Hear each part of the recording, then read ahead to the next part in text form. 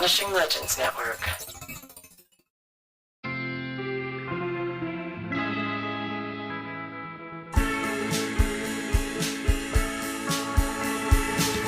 Hey everybody, welcome back. I just wanted to say a quick hello and a thank you to all the people on the Facebook group. We're having so much fun over there, and you guys are sending me so many really beautiful comments. I just wanted to say thanks to Linda Ray Price, Delaware Keller, Anna Shaw, David Stevenson, John Fitzpatrick, Elizabeth Cole, Ellie Behrens, Samantha Cardamon, Daniel Gray, Trish Dabkowski, Megan Macarone, Gareth Hampton, Patrick Smith, Donna Bowden, Kathy Romer, Robin Hinsdale, Sheila Gillum, Samba Gay, Steve Taysom, Jeanette Farrell, Deborah Small, Helen Lyons, Karen Cantwell, Paul Martinez, Adam Tillis, Douglas Stockwell Jr., Claire Mitchell, Michelle Kadarmas Booth, Mike Skull, Emma Holohan, I hope your ears have recovered, and my friend Mike White from the Projection Booth podcast. It's so great to have you around. Thank you guys. I love seeing you there. I love talking to you there. And for those of you who aren't there yet, come on and join the fun on Facebook. All right, here we go. Miracles by D. Scott Rogo. Miracle definition: an extraordinary event in the physical world that surpasses all known human powers and is ascribed to a supernatural cause. All book people know this to be true. Sometimes you find the book, sometimes the book finds you. Miracles by D. Scott Rogo, Dial Press, New York, 1982, found me by accident. I started collecting books in college, but things really took off in the late 90s because A, some of those sweet residuals from Under Siege 2 Dark Territory started to come in, and for the first time in my life, I had just a little extra money to spend, and B, the internet. The internet made book collecting easier and faster. Thanks to a site called adall.com, I was able to enter a title and immediately search thousands of used and antiquarian bookstores in seconds. That sounded like a commercial. Adall, if you like that, let me know. I can do more. Anyway, suddenly book buying was a breeze. But it was not without its risks. I had ordered a hard-to-find book called Phone Calls from the Dead by D. Scott Rogo and Raymond Bayless, and I'm telling you, it's even scarier than it sounds, and it'll get its own episode soon. The bookstore that had it was in Delaware, so there was no chance I would have ever just found the book while browsing. So this was huge. A book I'd been hunting for years was going to be in my mailbox in less than a week. Easy sleazy. This was late March 2001. On April 2nd, the universe played a late April Fool's Day joke, and the wrong book arrived. The book was Miracles. The subtitle of Miracles is, quote, a parascientific inquiry into wondrous phenomenon. And Rogo, I love you, but I don't think parascientific is a word. It's the kind of word designed to drive skeptics insane. It even bugged me. I felt like it made the book sound unserious, just when it was trying to sound serious. Plus, I had no interest in the subject matter. I just wasn't intrigued by the idea of people bleeding from the palms of their hands for no reason, or being healed by a statue in a grotto in France. In fact, I wasn't just not intrigued, I was actively annoyed. I was totally down with seeing strange things. I just hated the instant explanation, the obvious and predictable assigning of meaning, especially when it seemed designed to prop up organized religion. This was the realm of the true believer. This was as bad as a skeptic's instant instinctual dismissal of strange phenomenon. Both sides were rushing to an answer and skipping over the best part of any mystery, the question. Where was the wonder? As in, I wonder what this is. I wonder how it got here. I wonder what it means.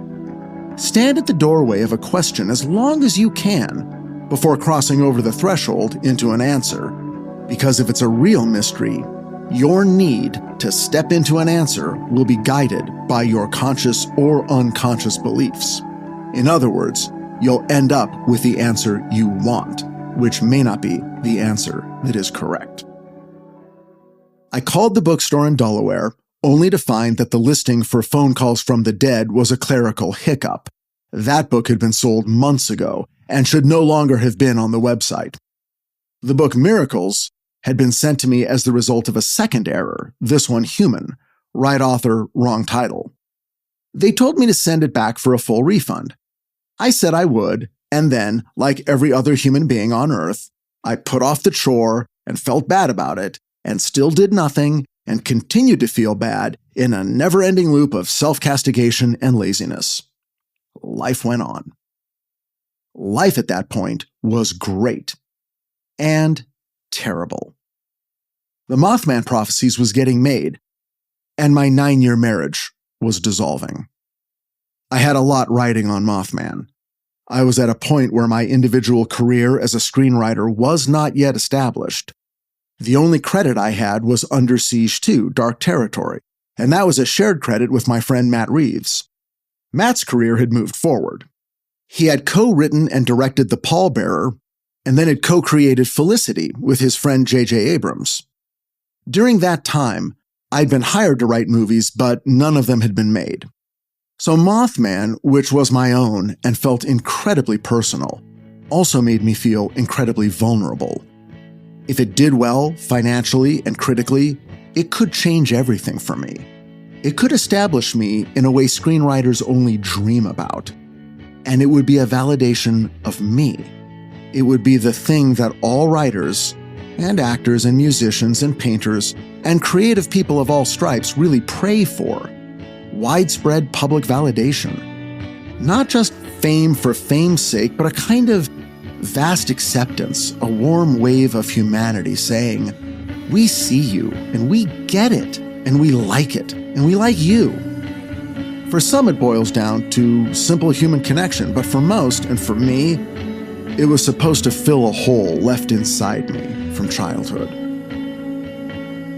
It only takes a handful of therapy sessions to understand where the soul pain is and what caused it. Mommy, or daddy, or both, didn't love me correctly or enough. But it takes a lot longer to stop feeling that pain. It's a process of connecting to the child part of yourself that experienced the pain and trying to reassure that inner child that they're not going to die and that the adult version of you will always be there for them. The problem with this slow process is that it is slow, and in the meantime, your soul looks for shortcuts. My shortcut was, become a famous, successful writer, and the love you feel from your fans will make everything okay. My other shortcut was, marry someone that reminds you of your dynamic with your mother and relive a more successful version of your childhood with them. A sort of emotional do-over. Get it right the second time around. A love mulligan. By 2001, I was deep into both shortcuts. One was working, maybe. It all depended on how Mothman was accepted. The other wasn't. My wife was on her own journey, struggling with the echoes of her own childhood. I thought I could be instrumental in solving her problems for her. I thought I could be a savior to her, in a way I couldn't for my own mom, who suffered from depression she never even knew she had, and wouldn't have admitted to under any circumstance. You might think, Rich, it's not fair to your wife to base the success of a marriage on your ability to solve her life. And you'd be right, smartass. But I was white-knuckling my way through my own life, my own anxiety, and self-loathing, and there's only so much you can know about yourself at any given time. But hey, I was in therapy, I was trying. For me, it was a process that was going to take years. The emerging truth was that the slow way is the fast way, and that there were no shortcuts. In 2001, I'd been going to therapy for 5 years, and making a lot of progress. On the outside, I looked pretty much like I do now. A funny, happy, healthy guy pursuing his dreams like a motherfucker. But inside, I was on a very big, old, creaky roller coaster every minute of every day. I hid my fear and took my punches and swallowed my blood, kept making jokes, kept running in the direction of solutions I felt sure would save me. The biggest miracle was I never turned to booze or drugs for help. And the reason I didn't is because I was too afraid of losing control. I had to solve my world by sheer force of personal will, and for that, I had to be constantly vigilant at all times. I had to handle every person in my life just like I handled my mom, like wet dynamite, because my personal safety depended on it. And I couldn't do that if I was drunk or high. I was always on duty. I was always in control. It all depended on me. And now it all depended on Mothman. If it was a financial and critical success, not only would that fill me with the public love and validation I thought I needed to survive, it would also make me successful. And if I was successful, that meant I was saving both myself and my wife. Success, money, security. I'd save us both in one grand gesture. The scary part was that in reality, I had no control over any of it. I'd written the script, and I was pretty sure that what they shot was what I wrote, but I was never allowed on set. I never dealt with Mark Pellington, the director, or Richard Gere, or Laura Linney, or any of the other amazing actors and crew and craftspeople involved in making what I still thought of exclusively as my movie. I had to hope and pray things worked out. I'd come a long way, but every step closer to the finish line was fraught with increasing danger. I might just pull it off, but I was going to need a miracle. Yeah, I know I keep saying miracle. I'll get back to the book soon enough. Now, meanwhile, I needed a job. I completed all drafts and paid rewrites for every assignment I'd had in the past 2 years, and now I had no income. The release of the Mothman prophecies was 9 months away, and even then I wouldn't see any money for at least 6 more months after that when the residuals would start coming through. Plus, in what would become a recurring issue in my career, a possible writer's strike was looming. So I was taking every single meeting I could get and pitching on everything, hoping I could line up some paid work before any possible work stoppage. In late April, my agent called about a feature film script in development at Spyglass Films. Would I be interested in doing a quick rewrite? At that point, I was interested in anything. I told him to send it immediately. I think it's your kind of thing, he said before hanging up. It's called miracles. See, I told you I'd get to it. Now, I never connected the script to the book, and as it turns out, the script was not connected to the book. It was its own thing. And it was a wonderful thing. Written by Michael Petroni, it was a romantic drama character piece about a young man preparing to become a priest who is assigned to investigate miracles. His investigation takes him to Newfoundland, where a series of events have the locals convinced that their small fishing town has been blessed by God. The miracles in question seem to center around an eccentric young woman, and as our hero, Paul Callan, spends more and more time investigating her, the more unsure he becomes about his calling to become a priest. It was a magical, charming script that reminded me of Local Hero, and left me totally confused as to why the producers wanted anyone to rewrite a single word of it. And as it turns out, they didn't. The script had become a passion project for Russell Crowe, who intended to star in it as well as direct it, but for reasons I was never too clear on, that deal fell through. But Spyglass had a first-look development deal with Touchstone, the studio that supplied television shows to Disney's ABC network.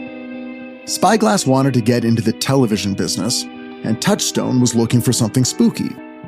Fox's The X-Files was coming to an end, and those viewers would need somewhere to go for their shivers and chills. Spyglass and Touchstone had meetings about all of this, and they thought, well, what if we develop a show that is basically Vatican X-Files? What if we find a writer who could keep the idea of a young priest investigating miracles, but give it a touch of The Exorcist? What if the miracles this young priest investigates have nothing to do with God? What if they weren't miracles at all? This is why they sent me miracles. Spyglass had read my Mothman prophecy script and were intrigued. Maybe this is the guy we're looking for. Now, I found all this out from my agent the night before the meeting. I didn't really have time to prepare a pitch, but I knew I needed something to convince them that I was, on a basic, undeniable level, the perfect guy to write this TV pilot. I decided to bring a book along, and I knew just which one. I walked straight into my office and grabbed The Physical Phenomenon of Mysticism by Herbert J. Thurston. You thought I was going to say Miracles by D. Scott Rogo, didn't you? That, my friends, would have been way too obvious. Also, I'd already forgotten I had it. That's right. 2 things called miracles arrive in my mailbox in the span of 3 weeks, and I don't make the connection. I really deserve nothing good that has ever happened to me. The Physical Phenomenon of Mysticism, Burns Oates, London, 1952, is a readable but remote scholarly work by Father Herbert Thurston, an English priest of the Roman Catholic Church and a member of the Jesuit order. Thurston sounds like a cool guy. He was one of a vanishing breed, even in the early 1900s, a religious man who realized that to truly be devout was to accept that supernatural things may very well be happening all the time, and those things needed to be sorted into miracles or other. Other was a bit undefined, but the implication was, Satan. Thurston joined the Society for Psychical Research in 1919 and was the guy at the seances wearing the priest collar. He was skeptical of miraculous and purely physical phenomenon, but he didn't rule it out. What made me bring the book to the meeting at Disney was a quote of his that thematically jibed with the heart of the miracle screenplay. Here it is. It's about being an investigator of miracles for the church. Quote, "The role of devil's advocate is a thankless one and does not make for popularity. Indeed, I may confess that when writing, somewhat in the character of a doubting Thomas, I have felt at times, in spite of good intentions, that I was even playing a mean and unworthy part. Why, I have asked myself, should a skeptical line of argument be put forward which may possibly trouble the simple faith of many good people much nearer and dearer to God than I can ever hope to be?" Now, this was a delicious concept, and it played out in Michael Petroni's script. In the very first scene, his young priest in training, Paul Callan, is called to investigate the case of a nun that has been exhumed from her crypt after 100 years, but has experienced no decay. Everyone at the church is pretty excited. "We've got a miracle here. Just think, God loves us. Even better, we might finally get some money to spruce up the chapel." But Paul Callan takes a look around and in about 2 seconds reveals that this miracle is no miracle, and the incorruption of the nun's corpse has been caused by the pits of the rotting apricots that have fallen in the church graveyard. The apricot pits have released a gas into the soil that preserves the bodies buried there. He proves this by revealing that everybody in the churchyard has been similarly preserved. When he leaves, the town is looking at him like he just pissed in their punch bowl. I loved the notion of a holy man whose lot it is to go around and destroy other people's faith. What must that do to one's own faith? My meeting on the Disney Studios lot in Burbank that day was with Megan Walpert from Spyglass Films and Suzanne Patmore from Touchstone. It was scheduled for 1 hour, but it ran 3, a very good sign. They were fascinated with my Herbert Thurston first edition and how it connected with what they wanted from the show. It made the whole thing feel fated, which was, of course, my plan all along. By the end of the meeting, it was decided I would work with Megan to develop a 1-hour pilot based on the Miracles movie script. I hadn't been hired, mind you. That's not the way it works. I would spend countless hours developing and writing a pitch that I would deliver to the top executives at Touchstone and also eventually ABC. This would take a couple of months. Then, if and only if ABC liked it, would I be officially hired to write the script. Until then, I'd be working for free.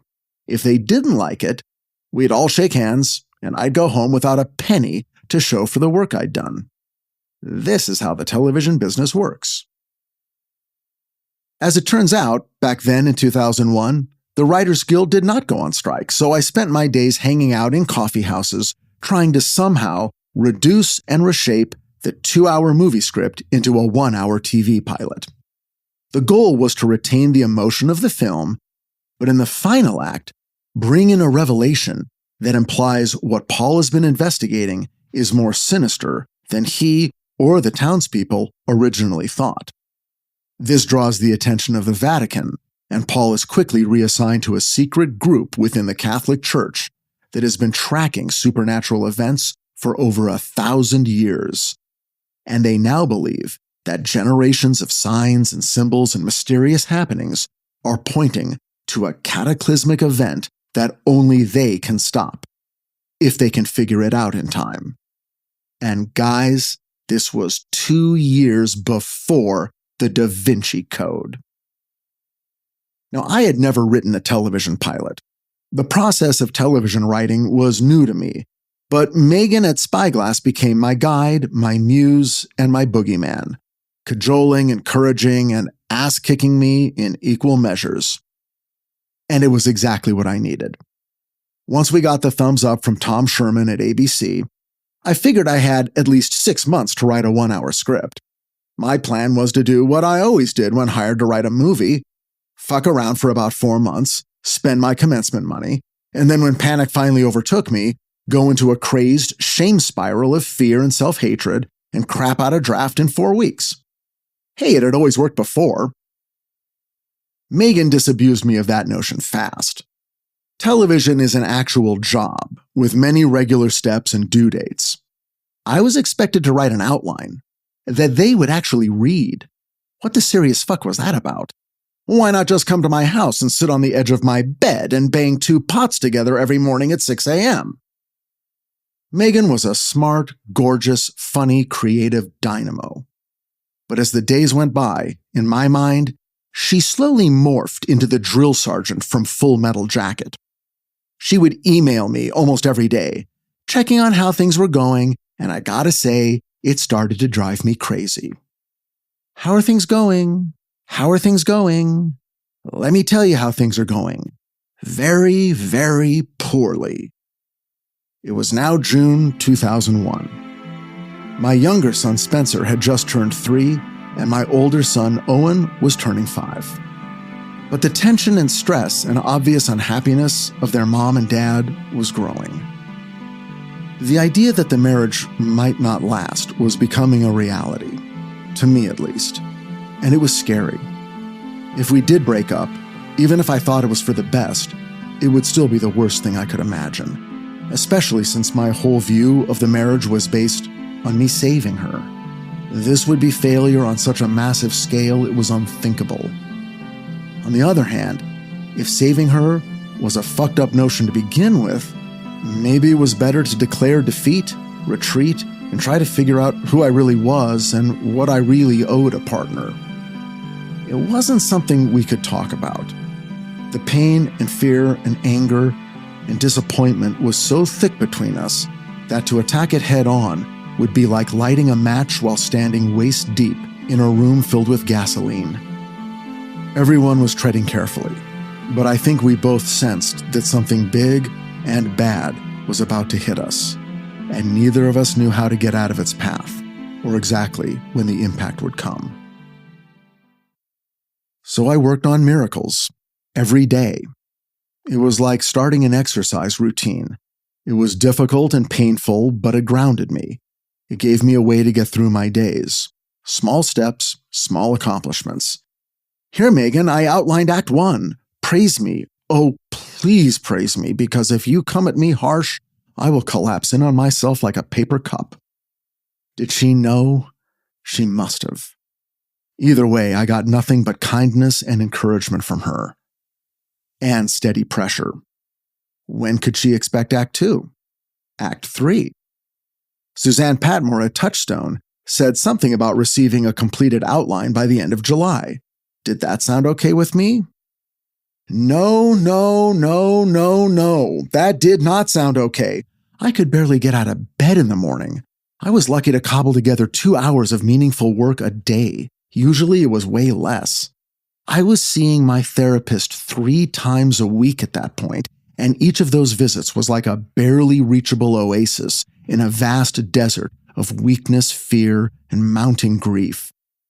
But as the writing progressed, a sort of miracle happened. The same kind that always happens. The writing itself became the oasis. Those few hours a day, when I could sink into the story, were the only time in the day I wasn't in pain. Writing, when it goes well, is a very powerful narcotic. Filming had ended on the Mothman prophecies. One morning I received a call from the Writers Guild.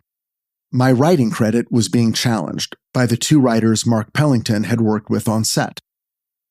These were guys he'd worked with before. It was a creative relationship with history, and it was how he was most comfortable working. I had no choice in the matter. The strange part was, they really hadn't changed the script. Some scenes in the very beginning of the movie had been changed a little, but nothing of the plot or theme or character relationships. They added some dialogue, including some lines that people still quote as their favorites, like when Alexander Leek assesses the supernatural visitors to Point Pleasant by remarking, quote, "Their motivations are not human." I hadn't been offended by any of the changes they'd made. They were respectful and minor, and they clearly understood what I was trying to do, so I was shocked and deeply threatened when they brought the script to the WGA for arbitration. According to WGA rules, a panel of 3 guild members would read all drafts with no names attached, and then make a decision on who got credit. I can't express to you how terrifying this was to me. This movie meant everything to me. Everything in it, every character, every scene, every moment felt like a reflection of myself, my one true chance to put myself out there in the world and say, this is me. I felt like my very identity was being threatened. I was already in freefall in my marriage. Now this, it felt unsurvivable. Part of the Guild's process is to have each of the writers in the arbitration write a statement indicating what they think the credit should be and why. So, as if my life depended on it, I painstakingly went through my draft and their draft and built a case as best I could for why I should receive sole credit. This was agony, because it required me to stand up for myself in a clear, articulate way at a time when I felt incapable of being assertive. But I had no choice. So I wrote my document and submitted it and then waited. I was told the process of deliberation could take months. As the end of July drew closer, I finally had to tell Megan that I wouldn't be done. And even worse, I was leaving town.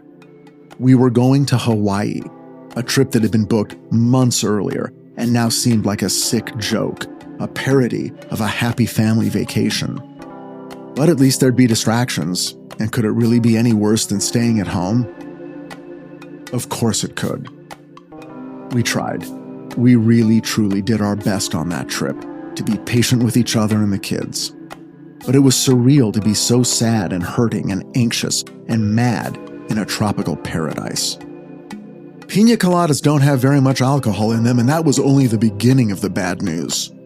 On our second day, Megan emailed me in a panic.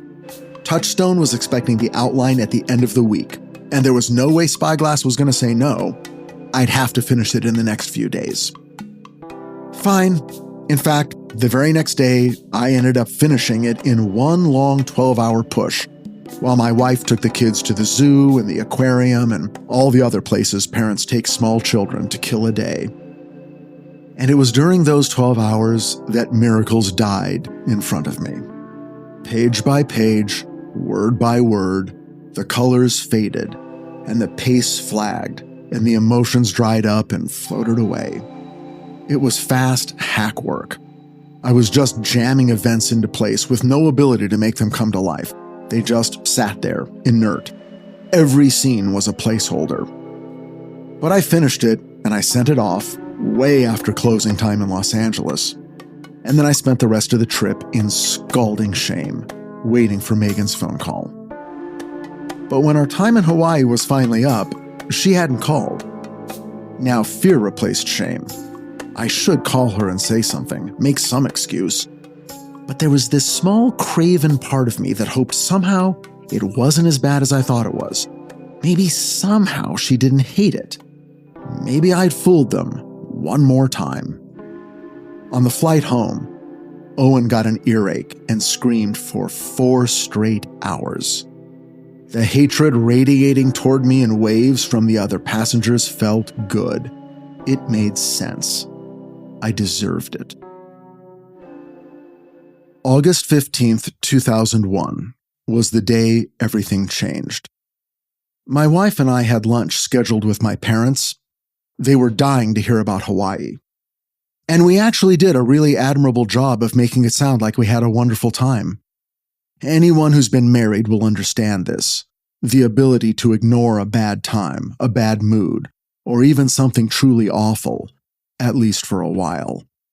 You can even have some really good times as the ship is going down. That lunch was one of the last. Later that afternoon, in fact, not even an hour after we were back from lunch, something lit a fuse, and from out of nowhere, we ramped up from tense words into a screaming fight. But before it really settled into one of our long, endless gutter squalls, she surprised me. "I think one of us needs to move out," she said. I was horrified. This was a crazy escalation. But she said it so quietly and calmly I was completely thrown off balance. Then I realized she had just handed me what I'd been too chicken shit to demand for myself: a way out. After what felt like half my life, but which was only about 2 seconds, I said, "Okay."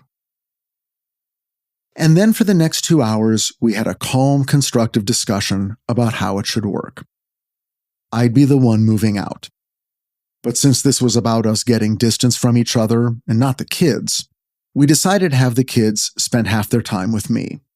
That would actually give us both breathing room, time with the boys and time alone. 1 week on, 1 week off. The turnover would be Fridays after daycare. Monday nights would be dinner with the opposite parent. We would basically co-parent from 2 different houses. There was a kind of relief that afternoon. Finally, we were both at least agreeing on things. It was nice to cooperate even when what we were cooperating on was the beginning of the end of our marriage. But we also agreed to start marriage counseling because we wanted a safe place to bring our issues, stuff we'd barely talked about without fighting. We would, in a sense, step out of the gasoline-filled room. We'd bring the scariest stuff out into the open and then see if it was solvable. I didn't think it was, but I wasn't sure. And I guess that's as good a description of hope as any. The feeling of relief only lasted a day. Then an overwhelming sense of failure swept over me, unlike anything I'd ever felt in my life. Massive, drowning failure. In whatever way I thought my relationship was about me saving my wife, I clearly had not saved her. Whatever thing inside me screamed that this was the most important thing to do in my life, I now knew I had not done and never would.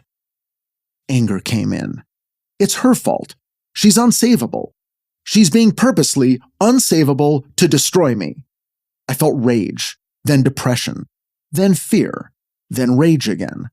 Sometimes it took days to cycle from one to the next, sometimes minutes.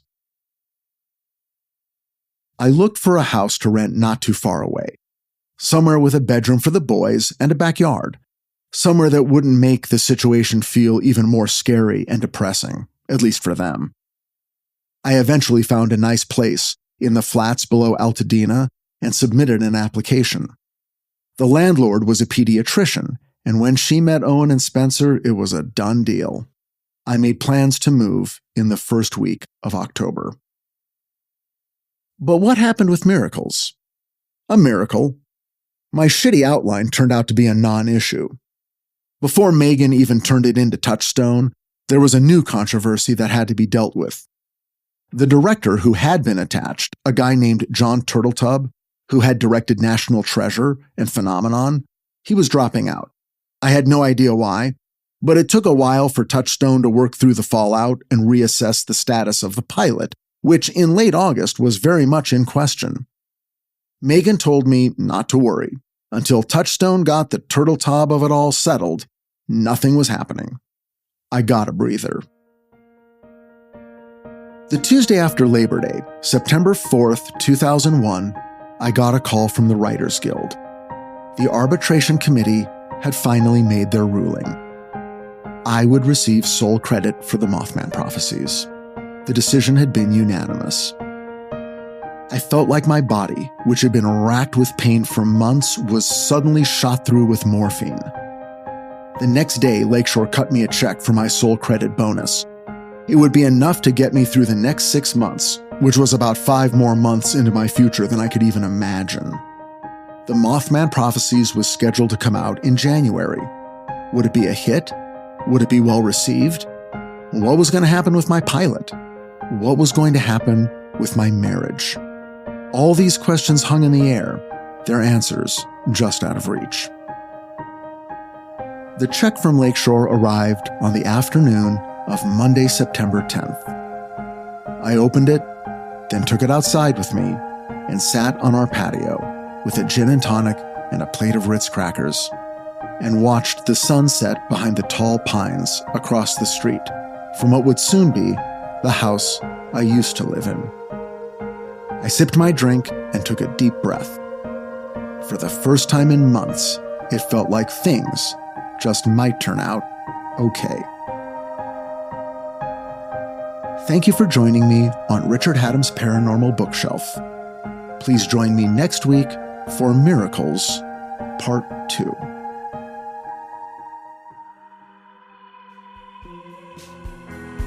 Richard Hatem's Paranormal Bookshelf is presented by Astonishing Legends, 134 West, and Summerland Entertainment. Executive producers, Scott Philbrook, Forrest Burgess, and Susan Lambert. Our associate producer is Tess Feifel, and our sound designer, engineer, and editor is Kevin Ducey. Artwork is by Tommy Beaver, website is by Kayla Lord, and our music, as always, is by Nima Kazaruni. Until next time, be safe and be well, find the light in the dark, and we'll see you again soon.